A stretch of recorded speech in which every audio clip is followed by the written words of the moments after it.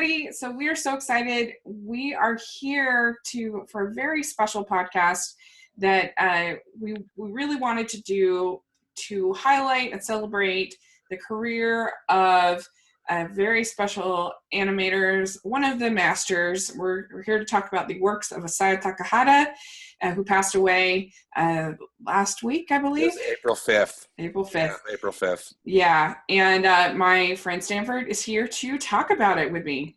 Hi.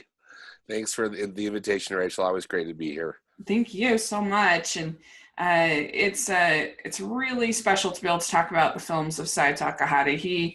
I think that Miyazaki gets the lion's share of the praise, but what was something that you especially appreciated about Takahata's work as opposed to Miyazaki? Well, that's a really good question. I think, and it probably just boils down to the Grave of the Fireflies, in that I thought Takahata really broke ground on making on what the emotions that what kind of emotional work animation is, or what kind of an emotional experience you can have with an animated film. Yeah. Thought it was very unique and different, different than anything I had seen up to that point. Mm-hmm. Yeah, definitely. He is really great about, not only is his style completely unique to Miyazaki, which is really cool to see the way that they the way that they contrasted each other in their work. I mean, his watercolor, more sketchy style is just such a breath of fresh air in the world of anime. And there's a few that have gotten similar, but I don't know, that you just know when you're watching one of his films, just artistically, whether even if it's a kind of a silly film like My Neighbor the Yamadas, it just has a warmth and a beauty to it that is unique to his style. You know you're watching a Takahata movie. Yeah, you do. Absolutely. Yeah. And also I think he tends to focus on sort of social issues and trying to teach people things in a non-preachy way, but to try to teach in his films in a way that I don't know if necessarily Miyazaki did, is certainly not as much as Miyazaki. I mean, he certainly didn't do it as much as Takahata did it. And that was something that really stood apart, that you knew that you'd get like a lovely message in all of his movies. Yes. Yeah, true. So, yeah, and so I have a little bit of a background of him. So it turns out when he was born in 1935 in Yamada, Japan. And at 9 years old, he survived a major U.S. raid on Okayama City. And this was the experience of this as a boy is really what inspired him to make Grave of the Fireflies. So, yeah, it's being semi-autobiographical, I think, makes it all the more poignant of a film. Yeah. And so let's talk about Grave of the Fireflies. So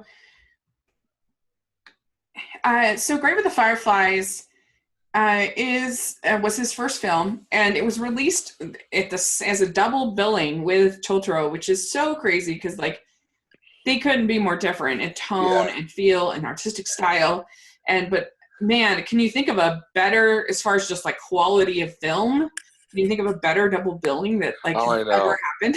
It really kind of blows my mind. I know we've talked about this a bit, but today when we're recording this, it's April 16th, 2018, and it's the 30th anniversary of the debut of when that double bill opened up in Japan, which is amazing. Pretty amazing. It's pretty neat to be able to record this on this day. But I'm with you. I can't think of two more different films.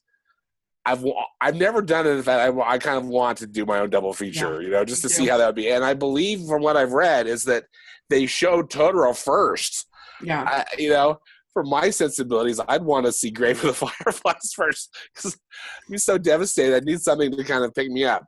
But, it's Grave of the Fireflies is such a remarkable film in its in its subject matter, Yeah. and how it's presented, in its beauty and its tragedy.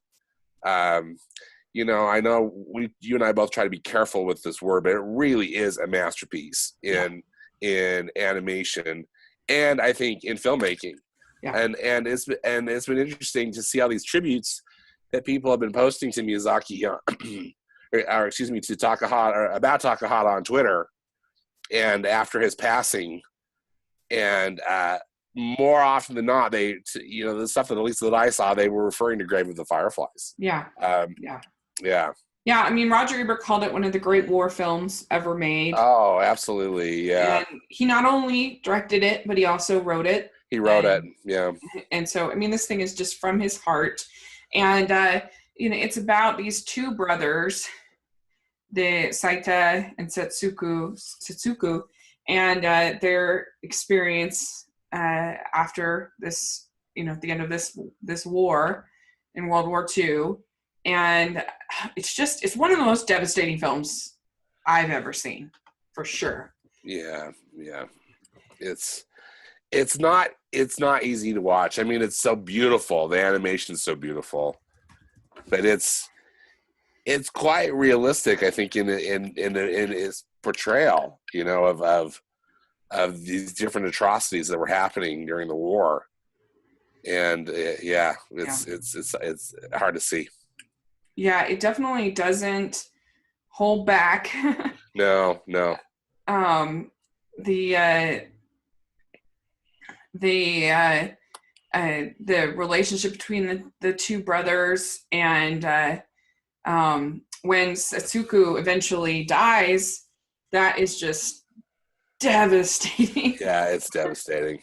I mean, you're just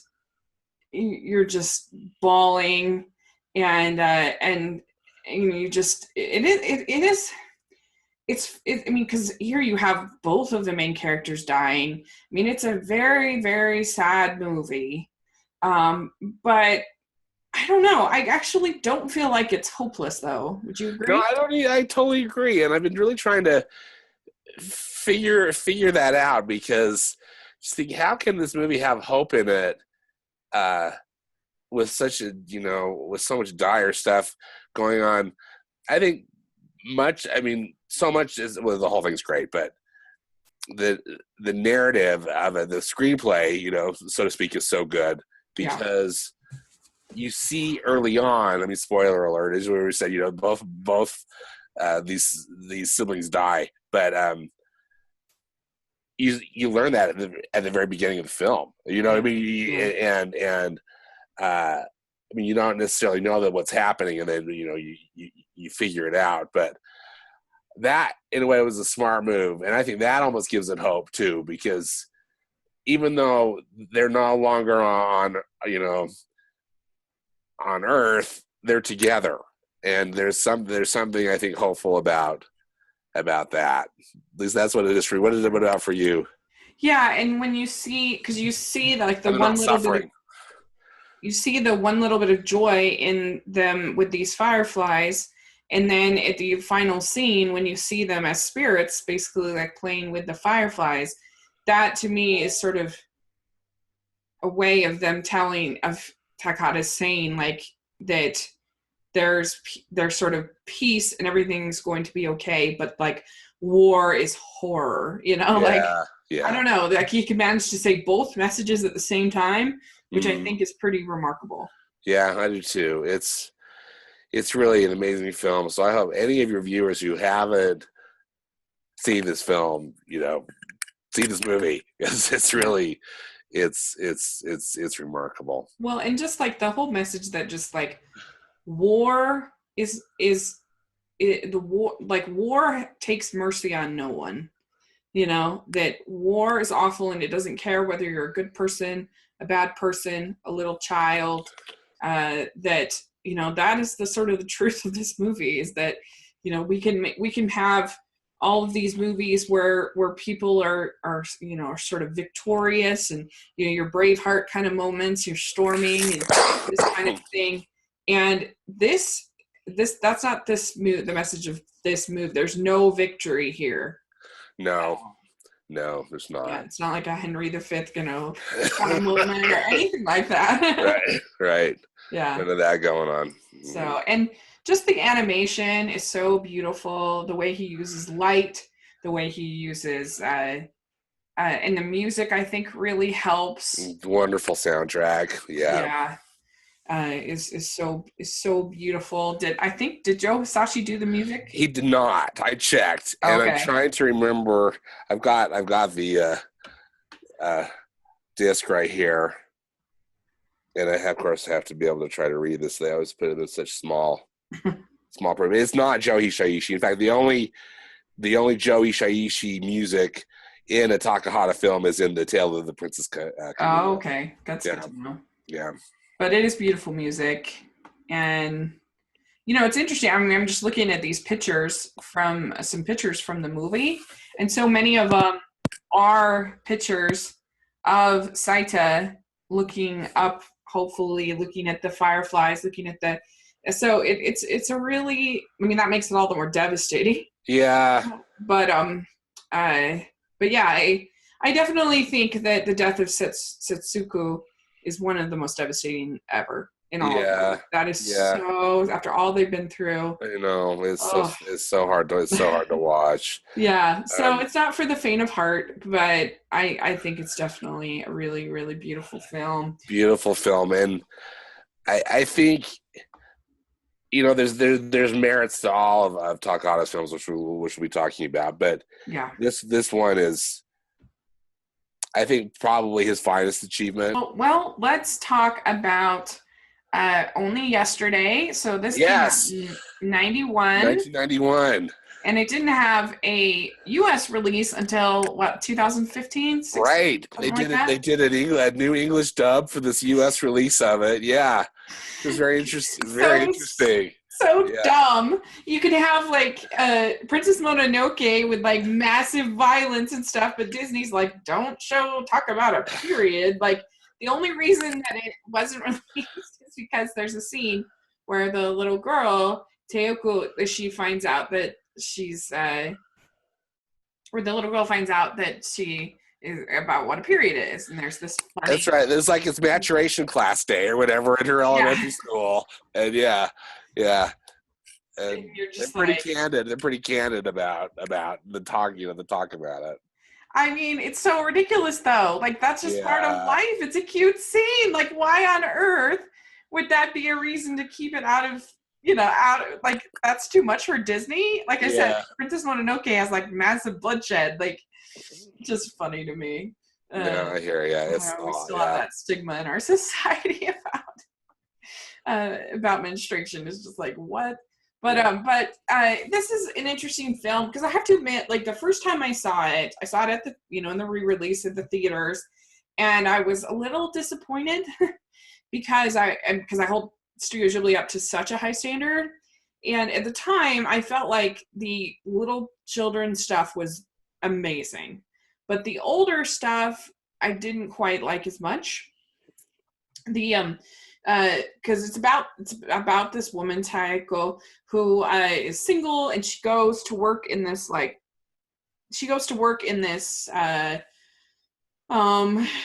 this communal farm kind of thing. Yeah, she takes the summer off right? Is that what it is? She goes there for the summer. She's a city girl. She lives in Tokyo, right? Yeah. And as she is working on the communal farm, she remembers back to her childhood, and it feels like it was only yesterday, and that's why it's there. But I have to admit, the more I've watched this film, the more I've liked it. It's one that's really grown on me. Yeah. And I've been able to sort of forgive its flaws more. Yeah. I watched it. What do you think about this one? Well, I think it's quite an interesting film. Again, very different in tone from it, but all of his films, all 5 of his films are so different, from each other. But this one's really different. It's almost it almost felt to me kind of like a romance. In a way, I mean, not that the romance is the key part, but how the dual storylines between the adult woman and then kind of her flashbacks. And then ultimately, you know, we get a happy ending where they you know, they get together. But I just was really taken by its tone.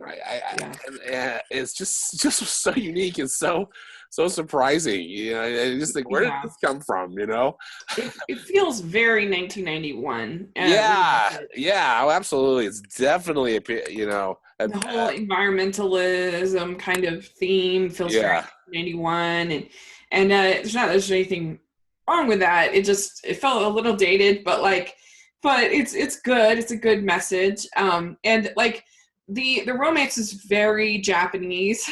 Yes. You know? Yes. It's just not like the passionate. There's no love story. But it's still, though, you know, the guy is always this presence, right? And I mean, the film is really about her. Yeah.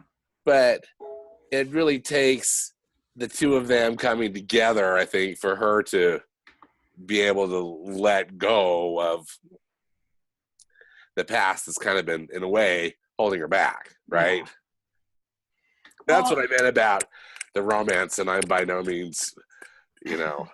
I mean, but you know what I mean, with a strong female protagonist, and then this guy could come in at any time, you know, but it doesn't really happen until the end of the movie. Yeah, I mean, I didn't think they had that great of chemistry. And it's oh no, I don't know. The more I watched it, the more I'm just able to sort of forgive all of the adult parts and just kind of not really care about that much. Yeah.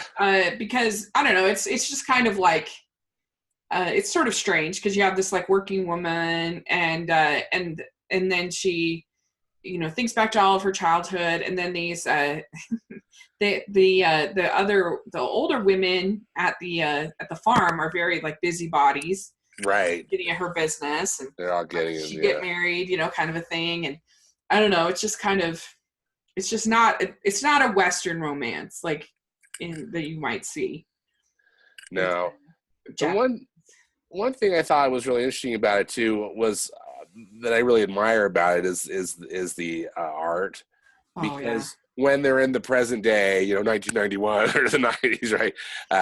When the character is an adult, the animation looks very Studio Ghibli-ish, very, very fleshed out, very detailed. I mean, it's gorgeous. And then when they do the flashbacks, it's done in a much more muted style. The color palette's muted. There's always some kind of like a white border around it, even if it's very faint. But I thought that was a wonderful technique to use. Yeah, I did too. I mean, it's a gorgeous movie, and I do love the music also, and that takes it a long way. And then the kid stuff is so great. I just love it so much, and it's a very slice of life kind of movie. You know, I mean, there's a whole scene when they get a pineapple for the first time. Right. How exciting that is. That's fun. Yeah, that's fun. And it you know, like I said, there's the whole sequence where they learn about what a period is, and there's other sequences with her and her classmates, and there's some dark stuff too, though. It's not like an ooey gooey childhood thing. I mean, her father is very abusive. There's a whole sequence where she wants to be in a play, and her father is very abusive about that, and very controlling. And you know, that's honestly hard to watch. Yeah, it's hard, sad. Yeah. Mm-hmm. And I don't know, there's sort of a whole sequence where there's this kid that's kind of bullying the other kids, and it's kind of funny because she tries to see his perspective, but then like it doesn't really end up, I don't know, working out the way that she thinks it will. And I don't know, like all of that stuff I just thought was great. I love all of the kid stuff. So good. I thought that, so I watched the English dub of it, this new English dub that you had mentioned. Yeah. And you know, frankly, it seemed kind of to be like stunt casting, because they had Daisy Ridley do the main voice of the adult, and she does a great job, but she's speaking in an American accent. Right. Number one, which I just thought was kind of odd because frankly, she sounded like she could have been anybody. It Mm-hmm. didn't say, and again, maybe Right. being Yeah, rude of why not me. just have a voice actor if you're Well, not yeah, because I mean, Daisy Ridley's, I think she's great, but it didn't sound like Daisy Ridley. Do you know what I mean? Yeah, yeah. And then they had Dev Patel play the romantic lead, who's really not in it that much, but it still kind of that presence. And he's fine too, but I don't know. I just thought it was like one of those. This is stunt casting because it really didn't really matter. Yeah. What was your take on that? I don't mean to be overly critical. Yeah, I mean, I forgot all about it, to be honest. It was really forgettable. It was voice casting. I have to say, the G Kids has not done as good a job as Disney did.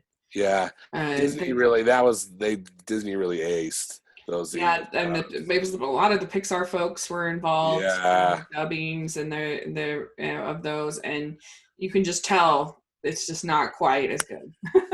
Agreed. So, but yeah, I mean, what do you think about her whole father? That whole part of the movie. Well, I think I thought it was interesting because I wondered too. I've seen some other Japanese films that were filmed like in the 60s and talking about these, and I'm so sorry because I'm kind of drawing a blank on some of the titles of these, but they portray the men very much almost like as just kind of from that time period, men that survived, that survived World War II, either that were soldiers or, that survived it. And there was this type of stoicism that also I think kind of came across as cruel, that they just weren't these warm, demonstrative fathers. They just were very reserved, and it was kind of their way or the highway. And so my initial interpretation, Rachel, and again, I could be off on it, but it seemed to me that the father was just kind of being played as a dad of the time period, but he sure wasn't being particularly sensitive to his daughter, who really should have been in that play. He should have just let her be in the play. He just, for whatever reason, he just had to be in his bond that that's not something that he wanted his kids to do. And then there was no discussion, just didn't talk about it. So, yeah, definitely. I think that was a sort of creature of the time. And the way, probably, especially very traditional culture like Japan. Right. Something that they could probably relate to a lot. And, so clearly not a really warm, kind father. And but the women seem to kind of navigate around it, as her sisters and everybody, too, which I think is what you'd have to, because I think that they respected him, and they were probably afraid of him, but they still I also felt like particularly like with that pineapple scene, they were just being themselves. Yeah. Right. They were just kind of being a family, even though the dad. And I love slice of life kind of movies. Some people, there's not enough plot, but I love movies like that personally. Well, I think they're fascinating too, because again, I just think it shined a light on Japanese culture, and that was one of the things I liked about this film too, in that it showed it kind of from the early 90s, and then earlier kind of in the 70s, and it was like two different spotlights on what life was like for them. It was fun to see what their homes probably looked like and different things, because again, the animation was done quite realistically, even though it still had some style to it, depending on what if there was a flashback or not. Yeah. But that's always really interesting to me, because I'm just fascinated with all things Japan too. I just love seeing these interiors, like what do these homes look like? How do they live, and are they really kneeling down all the time? Cook their dinner, all this stuff, or whatever. Because it was interesting too. And also then they added to when they go to the farm, because the farm was even like going back in time even more, that because the family and the youth, they had just kind of like almost like a Western style kitchen and things, that, so that's always fun for me to see that. Yeah. Well, and I also like the whole idea of sort of she says, I didn't expect to bring my 5th grade self along for this trip. I like that that sometimes you almost feel like when you're living, it's not like you're doing anything necessarily bad, but it's not exactly where you need to be in your life. You can almost feel sometimes like your younger self being like, what are you doing? Yeah, it's true. No, that's true. Like I think it's so underrated. There's a little movie with Bruce Willis called The Kid. Have you ever seen that? I've never seen The Kid that I can recall. I love it. I'm aware of it. I think it's very underrated. He ends up being confronted with the 12-year-old version of himself, and he thinks he's a total loser. The 12-year-old, he's like, I don't have a dog. I'm not married. I don't fly planes. I want to be a loser. I'm a loser. It's one I really love. And there are some like little sort of fantasy sequences where she, sort of, it's not all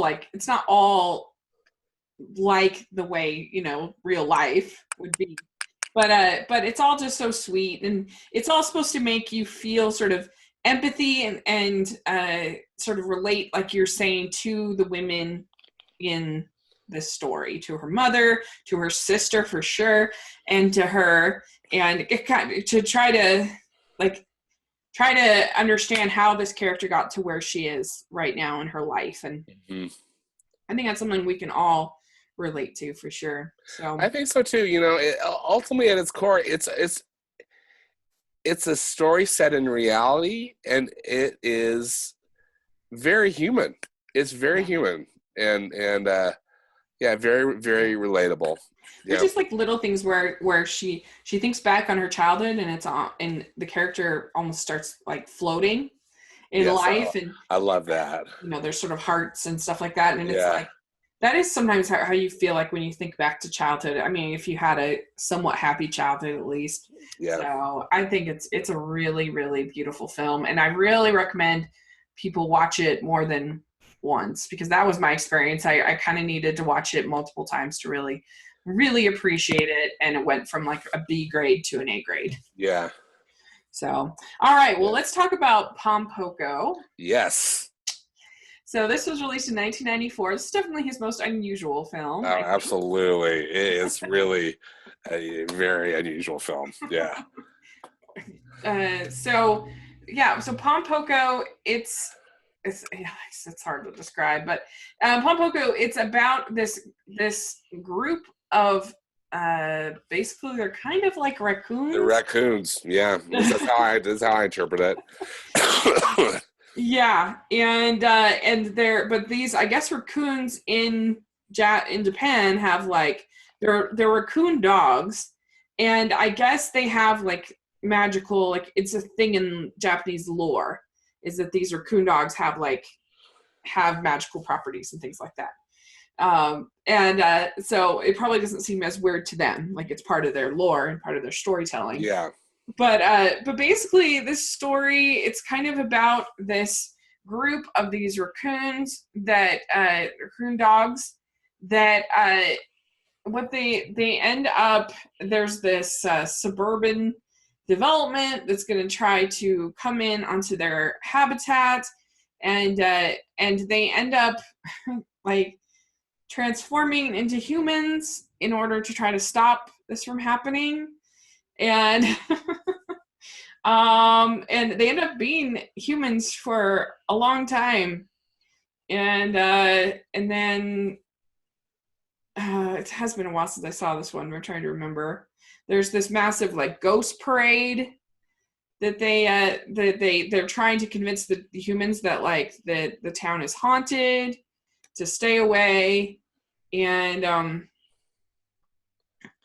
Yeah, so it's just like these battles back and forth between the humans and these raccoons.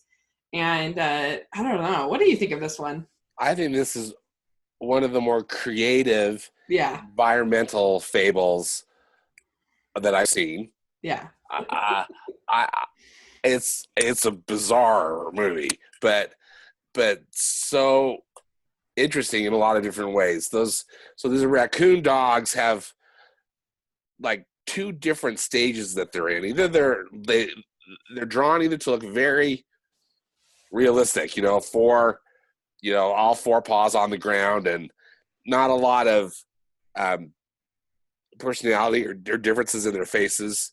And then that's maybe when they're just trying to look like raccoons around people. Then when they're amongst themselves, they're almost anthropomorphic, right? yeah, And they're on two legs and they wear clothes. And yeah, some of them have clothes and some of them don't. And they have different faces and different kind of spots. And in a way, they almost kind of look like a bear, like a kind of like, an animated bear. So that's weird to kind of see the juxtaposition between the two. And then, as you had mentioned, they learn that they can transform into humans or just all sorts of different kinds of shapes yeah, and things, and all with the objective of running the humans off of their habitat. But ultimately, I think it's a way to talk about the overdevelopment of the land and how we need to care about the environment and be concerned about the creatures rather than just build apartments every available space you got. yeah. I enjoyed it, but it also I've wondered too if this is one of those that would work a lot better if I was just more culturally aware of some of the folklore, different things, within the Japanese culture. I didn't dislike it, but I just kept thinking, wow, this movie is a trip. Yeah, I mean, I think I've seen so many movies that are like save the farm, save the Well, yeah, forest, save the whatever. It's such a tired trope. And so like in a way it's really refreshing to watch this it movie is. and be It's so like, wow, fun. this is totally different. They take Yeah, a it's a totally fun way to, rather than getting hit over the head with the hammer about, saving the earth. That's what I felt like with Happy Feet. Happy Feet's all cute, and then all of a sudden, Al Gore shows up and just hits you over the head with, with. yeah. And I'm not saying that it's not important to save the environment, but I'm just saying I think there are different approaches. Yeah, that's a great comparison actually, because they are very similar in a lot of Yeah, they ways. are. They're very similar. And but this is definitely way more tonally consistent. Yeah. Although it does have some madcap sequences, but then also like and then you have maybe some more scary sequences, some fighting, some things. But I would still say this is more tonally consistent. Yeah, the Happy Feet, the last like 30 minutes. What the I heck? know. It turns the corner in that third act. Yeah. Thinking, what in the world? It really does. Yeah. It's really crazy. And yeah, so I don't know. It is a very, and there's also like the fact that they have like these there's giant the way that the raccoons move around is kind of awkward and weird. And they can fight with these like giant testicles that they have. It's sort of like awkward and just sort of strange for a Western audience. Yeah, and that can. I wondered if that's another reason why this one didn't really make it. Have a big. It's just sort of, I don't know. It's just sort of weird. But I don't know. I kind of like it because it is so weird. I think I agree. it's probably his weakest movie in my opinion. But I don't know. I can picture some people liking this the best because it's just so different and so strange, and so it's fun to see him try to kind of do a Miyazaki movie a little bit. I feel. Yeah, it is. This one does seem more like a kind of a Miyazaki type of film, but it also, I mean, it is super cartoony. Yeah. Yeah, It really is. In so much of it, and and then again, it's not a complaint. It's just a departure in style, you know. Yeah. And I would definitely recommend watching this in the dub, not the sub, because in the sub, not the dub, because the dub makes it sound like so, I don't know, just like juvenile. It's just I like with like Jonathan Taylor Thomas. And yeah, it's just it's not not like a it's not a good dub.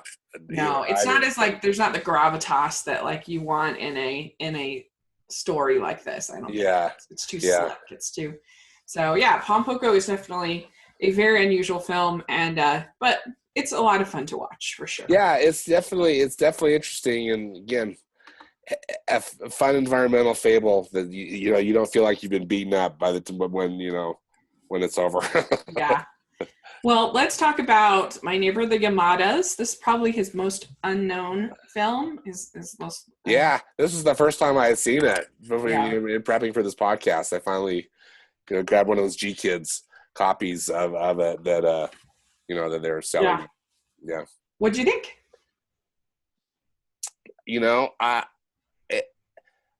I thought it was I enjoyed it. Yeah. It's very again, very different from anything that he's done, that he had done before or since. I again just kind of talked about with Only Yesterday. To me, it was a fascinating look into kind of the psyche and the workings of a Japanese family, and done kind of told it in humorous vignettes, done it also in a very, speaking of cartoony, a very unusual style for a Studio Ghibli film in particular. But enjoyable. Again, for me, I just like seeing how families work around the world, and how there's stuff that's universal, and how there's stuff that's kind of specific to the culture. So I got a little tired. It seemed a little repetitive to me. Mm-hmm. But again, I think that's probably just my lack of cultural knowledge. With it, I kind of looked at it as sort of a Japanese Simpsons kind of. Yeah. Oh, absolutely. Yeah. Well said. It's about this family and their like crazy adventures, antics, whatever. And most of the time they're giving like these toasts at this wedding, and as they give the toast, they tell different stories. And I thought it was pretty funny. Like they're really sarcastic, and they're really funny together. I think I like sort of the grumbling dad, Yes. Nobody appreciates anything I do, kind of thing. He's funny, and they're all like, none of them really care. They're all like, we love you. Yeah.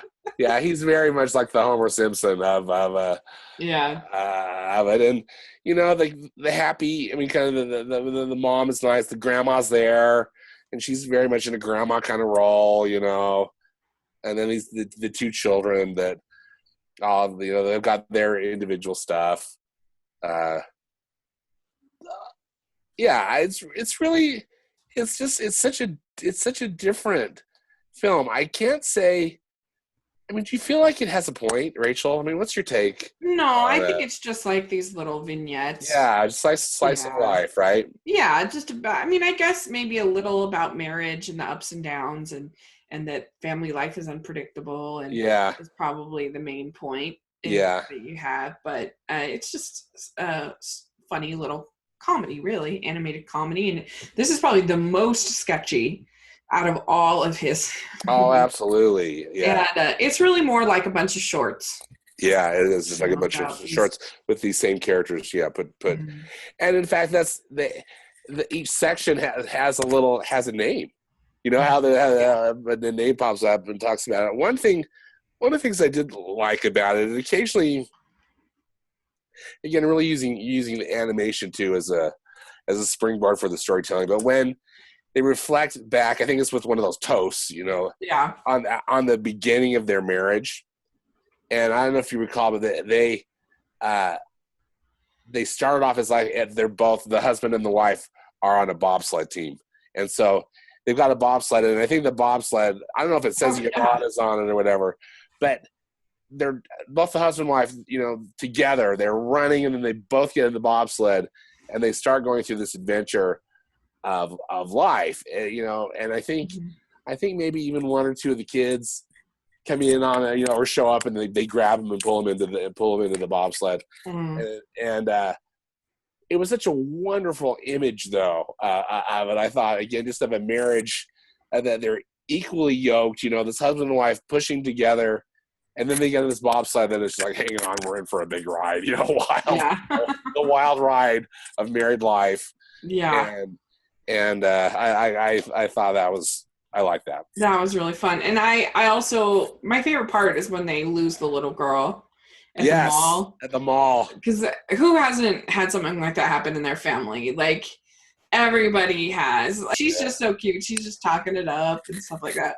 She's very cute. And again, it also, it's such a light tone to this film. That's one of the things I think I really liked about it, is that it never gets too heavy or too serious. It's not like at some point there's just some horrible tragedy, and again, it really kind of takes a turn. Yeah, I mean, this is just light, fun little shorts. You might see on Cartoon Network or Disney or something. Yeah, like that. Yeah, it was really good. Really, really a unique film. For me, it's probably his film that I like the least. I think I like Pom Poko a little better than I like this one, just for me. But still, I probably, this was my first view. This was my inaugural viewing, so I'll need to watch it again. I think that Pom Poko is probably a better film, but just for my personal taste, it's just a little too weird for me sometimes.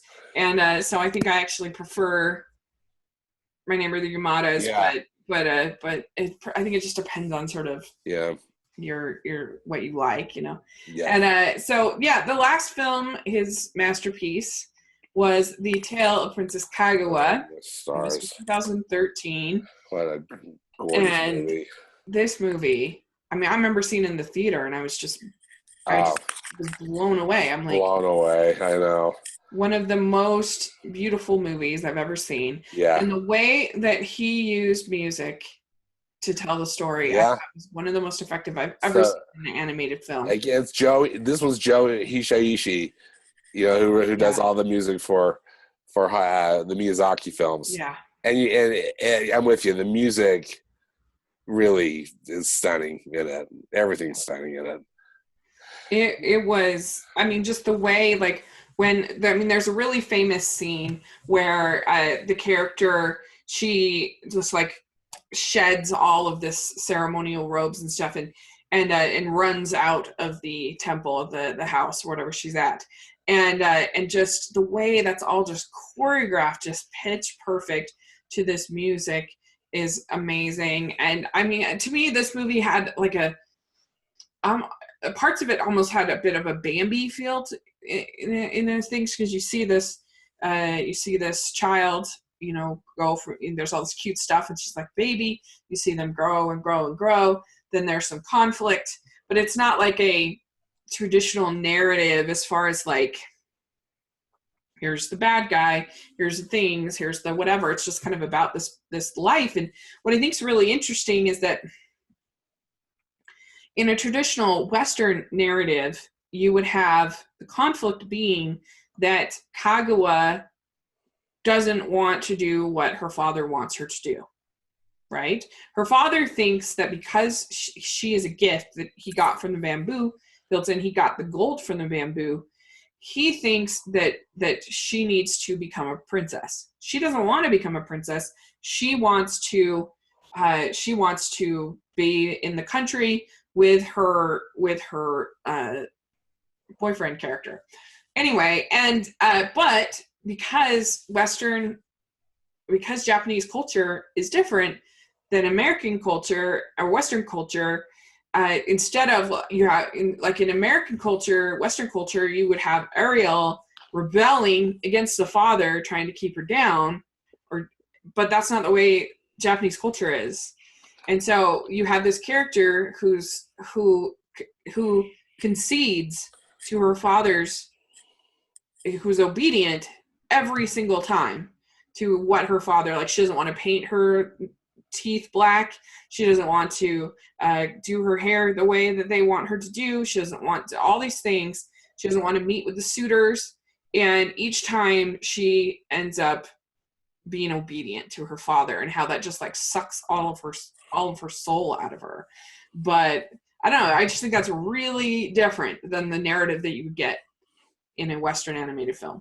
Oh, absolutely. It was interesting I watched some of the special features that are on the really nice Blu-ray edition of this film, and interesting to learn more about it, the origins of the story. You know, that it's a folktale, Mm-hmm. An ancient folktale. I guess, you know, been around for a very, very long time. Mm-hmm. And I'm not sure if you know, necessarily what the director's tie to it was, but still, I love that it does have that ancient feel to it, but also still it's all hand drawn, and it looks like it's a storybook. You know, it's really what it feels like. One interesting thing to note too is that Takahata hadn't directed a film for 14 years before he started working on this. He had to really get coaxed out of retirement, and it was a producer at Studio Ghibli who was a young guy, I think kind of in his late 20s, early 30s, who was just persistent, and finally talked him into doing it. And thank goodness, you know, and it took him a while, but totally worth it, because it's such a knockout in every regard. I'm with you on the story. It's so interesting, the character arc that the princess goes through. Because again, they're taking this Japanese folktale, they could have just kind of made it not necessarily boring, but just kind of matter of fact, you know, where it becomes this emotional experience. I mean, when she finally breaks free, it's just like it's amazing. Yeah, it's amazing. Yeah, it's gorgeous. And yet, you know that she's not really, like, she just can't. It's not the same as, again, to use Ariel as a comparison. It's just not the same as, like, our type of individuality and our type of breaking free, you know, what it would be. It's just different. So there's just this melancholy throughout, you know, that she's in the end going to have to be obedient to her father, but it's still just having that release, that moment, you know, where she ends up meeting with her boyfriend character. I forget his name, but yeah, I do too. With him, and he's married, but like, I know they have this moment together, which is beautiful. That flying moment. Yeah. Yeah. Oh, wow. Beautiful. And yeah, and then finally she gets taken back to, I don't know, wherever, the moon or whatever. The moon is where she's from. It's the moon. Yeah. And I love the sequences with the suitors are so beautiful. The animation is amazing, because she's trying to delay these suitors because she's not interested in any of them, and the animation in these, she gives them these tasks to do, and the animation is just stunning in these sequences. There's one where he has to, like, I forget, he has to go in like a boat to find some, you know, obscure thing, and just that the way that Takahata draws the ocean is so beautiful and gorgeous. Amazing. Yeah, it's really, really good. And it is. It's a wonderful film, and so I was so happy that he was able to go out on a high note. Yeah, you know, that he was able to really direct this amazing film. Yeah. And then it's one of those movies that literally every frame could be it is printed and put on the gallery. Art. Yeah. It's that beautiful. And it is a little too long. I mean, that's my only criticism of it. It goes on. It's one of the longest animated films I've ever seen. I forget, but it's over 2 hours. The runtime. It's the runtime is long. Trying to see if it's on our 137 minutes. Yeah. That's a long movie. That's a long movie. But I love it. I think it's great. This is the longest Studio Ghibli film, 3 minutes longer than Princess Mononoke. And so that's interesting. Yeah. But it's just sweet and then emotional and beautiful, and so I highly recommend it. It's my my favorite of his, just because I think it's more rewatchable than Grave of the Fireflies. You know, I know I battle back and forth between this and Grave of the Fireflies. Those are his best movies, I think. Can we agree? Absolutely. Those two are the best. And and I probably would give the edge personally just to Grave of the Fireflies. Yeah. But I'm with you. Grave of the Fireflies is not that rewatchable because it's so hard. I mean, just because emotionally it's just hard to take. Whereas this one you can watch all the time, just because Princess Kaguya, because it's so gorgeous. You know? And we also he was an executive producer, an animator, involved in most of Miyazaki's film. Right. And he was the artistic. He was an artistic producer on The Red Turtle. Yes. Yeah. That's what I wanted to have. And then you can totally see his influence all over The Red Turtle. Absolutely. Sure. Yes. I wouldn't be surprised if he was more involved than we even know. Yeah. It looks like a Takahata film in many ways. And I love and feels like it, doesn't it? I mean, it's one of my favorite films of that year. I loved it. It's a wonderful film too. I love it too. It's another movie that uses music incredibly well. Yeah. These are just definitely all of them are worth your time, worth your effort. Him and Miyazaki had one of the most amazing partnerships ever in the history of film. And I hope that, because Miyazaki has been recognized by the Academy, I hope that Takahata maybe posthumously gets some kind of recognition for his work, because that would be appropriate, wouldn't it? Yeah. Because he really is an incredible animator and a credible creative mind. And so thanks so much for joining me to talk about these films. This was so fun. This was so fun. It was so wonderful to revisit them. And again, I just have nothing but respect for Takahata. And this was a really meaningful thing for me to do too. So thank you. Me too. And so if any of you have seen any of these films, put in the comment section, let us know what you think, or let us know on Twitter or whatever, what your thoughts are on Isao Takahata's films and his legacy. And Stanford, where can people find you? I'm on Twitter. It's at Stanford Clark. And I have a movie blog, which is moviespastandpresent.com. Awesome. Yeah, I'll have the links for that in the description section. You can check it out.